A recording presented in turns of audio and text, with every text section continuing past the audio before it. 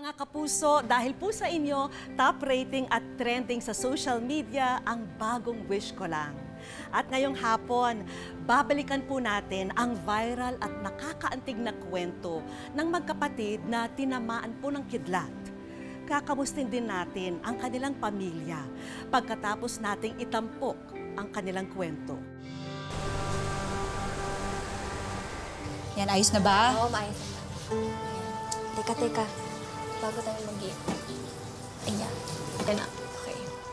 Okay, game? Okay. Game? Wait lang. Ako bibilang. 1, 2, 3, go! Okay! Panalo! Ako panalo! O, sige. Sige, tingnan pa natin. Tingnan pa natin. Patingin nga. Tingnan ko kung maganda ako. Oh. Ay, kayong dalawa. Video kayo ng video. Mamaya mali-mali na pagpalit ng suman yan. Nako, Nay, expert na kami sa pagbabalot ng suman. Marami mabebenta yan. Pasensya na kayo mga anak, ha? Dapat nag-aaral kayo. Hindi yung ganyang nagbabalot kayo ng mga suman. Kung di lang sana ako na-aksidente, di sana trabaho pa ako ngayon. Sumabay pa tong na-COVID na to. Naku, ayan na naman siya. Nag-i-emote na naman. Kasi nga, di ba? Kaya ginagawa ng paraan. Pasasaan ba't maayos din ang lahat? Hayaan nyo, Nay, Tay. Kapag nakapagtapos kami ng pag-aaral ni Casey at nakapaghanap kami ng magandang trabaho, kami na po ang bahala sa utang ninyo at sa lahat ng mga bayarin. Di ba? Tapos ipapaayos natin tong bahay. Tapos, magne-negosyo tayo. Yung negosyo natin, yung suman pang international. Hindi lang yon, kakain pa tayo sa lahat ng masarap na kainan. Tapos, yung mga kapatid namin, kami na ang bahala sa allowance. Ba? Ang dami naman. Hindi na ako makapaghintay na magkatrabaho tong dalawang to. Pero syempre po, bago ang lahat, ano pa bang uunahin natin? Kundi yung mata ni tatay. Oo, tapos ipapagamot namin kayo sa pinakamagaling na doktor sa buong mundo. Napakaswerte namin sa inyo mga anak. Nay, mas maswerte kami kasi mahal na mahal niyo kami. Lambol na pa tong dalawang to. Kaya nga mahal na mahal din namin kayo ng nanay ninyo Dahil dyan, sige na. Magpahinga na kayo at kami na magtutuloy niyan. Sige na. Ang dami niyo nang naitulong. Magpahinga na kayo, hindi maganda yung nagpupuyat kayong dalawa, ha? Sige na. Kami natatapos ito. Sige na, matulog na kayong dalawa. Tutuloy na lang namin yung vlog namin ni Ate. Huwag kayong magpupuyat, ha? Sige po. Sige na. Good night na. Sige. Huwag na. Suman. Kaya mo pa ba? Oo naman. Pagod na yung mata mo. Sa ibang balita, isang malakas na bagyo ang pumasok na sa Philippine Area of Responsibility. Ayon sa Pag-asa, magdudulot ito ng matinding pag-ulan sa isla, maging sa ibang bahagi ng bansa. Oh, Teresa, alis na ako, ha? Ay, saglit! Sandali nga lang. Ako.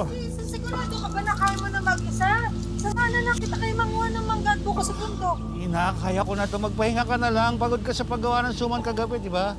Magpahinga ka na lang. Pareho lang naman tayo walang tulog. Tila, kaya ko to. Oh. Ay! Oh, kaya ko to. Oh. Kaya ko to. Sige, nagdilim lang yung paningin ko. Naku, Tay, baka sa mata na talaga yan na. Sa pagod na rin yan. Nahilo lang Kaya ako. ka na lang dito. Kaya. Ako na lang ang aakyat. Kaya ko. Nahilo lang siguro. Naku, Tay, Nay, kami na lang ni Casey ang aakyat dun sa bundok. Pagod rin naman po kayo kagabi, kaya pahinga na lang kayo dito, ha? Ako, hindi na. Sabihin nyo kay Chapi lang nyo na hindi na natin madadagdagan yung order niyang suman para bukas, ha? Right? Nakauuna tayo dun eh. Tsaka, parang naman yung kikitain natin doon. Masyado namang delikado kung kayong dalawa lang aakyat. Baka abutan kayo ng ulan sa bundok. Inay, kaya lang mo namin ito ni Ate. Magpahinga na lang mo kayo ni Tatay. Oo nga po. Saka bibilisan lang namin. Makakabalik kami agad. Sige, mag-iingat kayo. Ikaw kasi ang may cellphone ha. Itatext mo ako ha. Opo, Nay. Opo. O, tara na. Kami na po dito, tay. O, Nay, ha? Ingat kayo dito. O, kaya mo ba? Kami pa? Text kayo, ha? Opo. Itong mga batang to. Ay, mag-iingat kayong dalawa, ha? Magte-text. Oh, mag-ingat kayo, ha? Dahan-dahan ka dyan, ha? Ingat ka dyan, ha? Ate, nag-aalala ako kay tatay. Paano kung lumalaya sa mata niya tapos mabulag siya? Ay, nako ka. Hindi natin hahayaang mangyari yon. Di ba nga sinabi ko sa'yo na kapag nakapagtapos tayo ng pag-aaral, nakapaghanap tayo ng magandang trabaho, uunahin talaga natin yung mata ni tatay. Eh gusto mo, gawin pa nating 4 eh. 4? Paano natin? Hindi pagawa natin na salamin. Ang corny mo naman, ate. O siya ka, tara na nga at marami tayo makuhang buko at magawang suman, nang marami tayo may benta, ha? Kaya nga eh. Ate, bilisan na natin. Mukhang babagsak na yung ulan.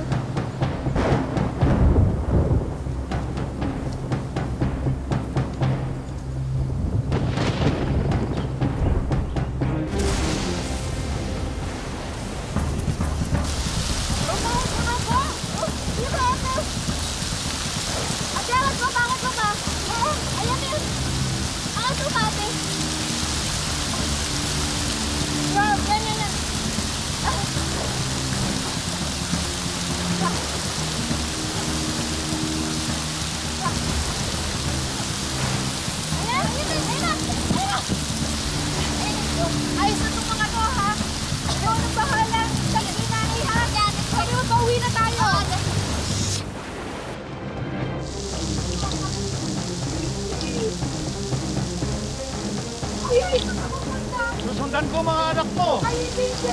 Susundan ko mga anak mo! Ay, hindi na! Gano'n ka ba?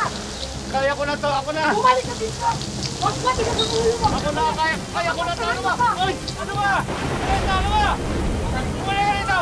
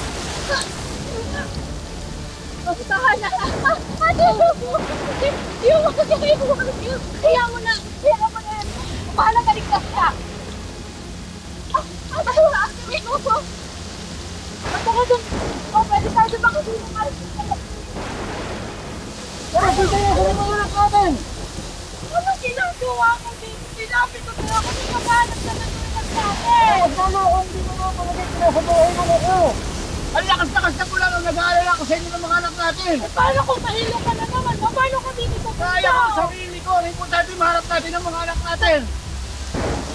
Ito na lang ang inabutan ko sa panungkit. Gusto natin yung mga anak natin. Mukhang doon sila dumaan sa shortcut ha. Halika, ayun. Halika, bukas na ulan doon. Mga anak namin. Sige! Pabling!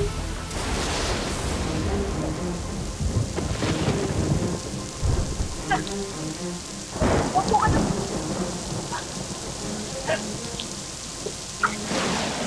Ate, baka mo tayo nandilim dito. Hindi tayo abutin ng dilim dito. Mamaya, titila din yung ulan, ha? Mabuti pa tawagan mo silang tatay. Baka nag-aalala na yun.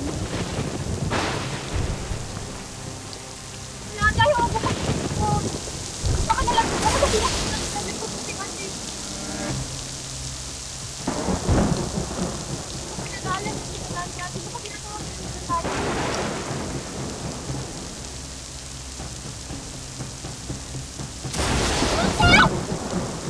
Natakot na talaga ako. Bakit mo kainin? Makakauwi tayo, ha? Makakauwi tayo. Huwag lang siyang to at kidlat. Mamaya matatapos dito. Ate! Basta kayo!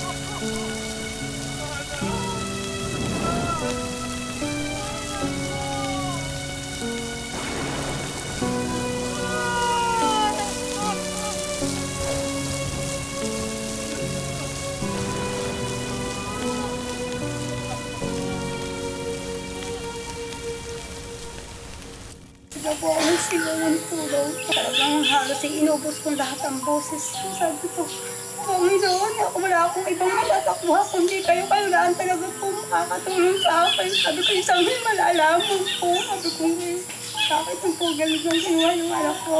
Talagang load na hindi ko maintindihan yung gagawin ko. Punta ako dun sa kabila, yapos ko yung isa. Tapos ang isa, yapos ko, hindi ko mga anak magsigising kayo. Huwag niyo akong iwanan. Pag yapos ko sa anak ko, alam ko na talagang wala na.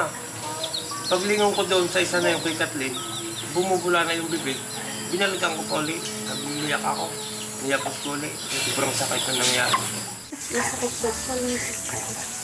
Ma'am, Wala na po akong dalawang kapatid.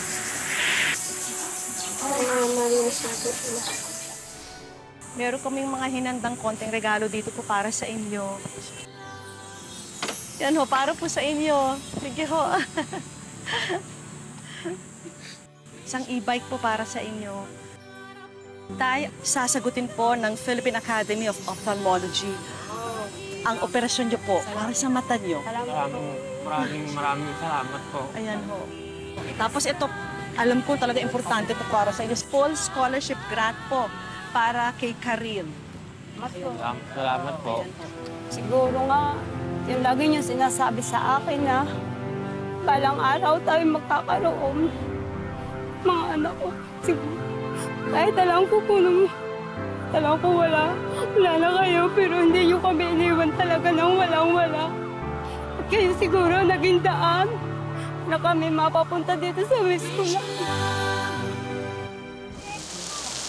Isang taon na mula nang ipinalabas namin ang kwento ng magkapatid na tinamaan ng kidlat.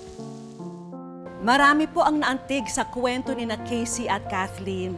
Kahit mismo si First Yaya Sanya Lopez, talaga namang naapektuhan ng kwento ng magkapatid. Nakakaiyak. Parang, well, nung ginawa actually namin to, talagang kumikidlat eh. Yung takot namin, totoo na talaga. Habang napanood ko siya, parang bumalik lang sa akin yung siguro lungkot, tsaka yung sakit nung naramdaman ng mga magulang ni Kathleen at ni Casey dito. Siguro sa hirap nga ng buhay, talagang kahit na siyempre nasa peligro yung buhay mo, kailangan mo magtrabaho kahit na hindi tayo sigurado kung anong kahihinatnan ng buhay natin. Hindi natin masasabi ang buhay. Parang yun yung naisip ko na kailangan nating pahalagahan yung buhay natin kasi hindi natin alam kung kailan tayo pupunta. Kaya dapat iparamdam natin sa kanila kung gaano natin sila kamahal. Magandang araw po sa inyo, Nanay Teresa at Karil. Nay, kamusta na po kayo? Magandang araw din po.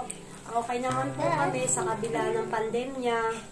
Unang-una po, nagpapasalamat kami sa bumubuo ng Wish Ko Lang at kay Miss Vicky sa mga malaking bagay po yung naibigay nilang tulong po sa ninyo po sa amin.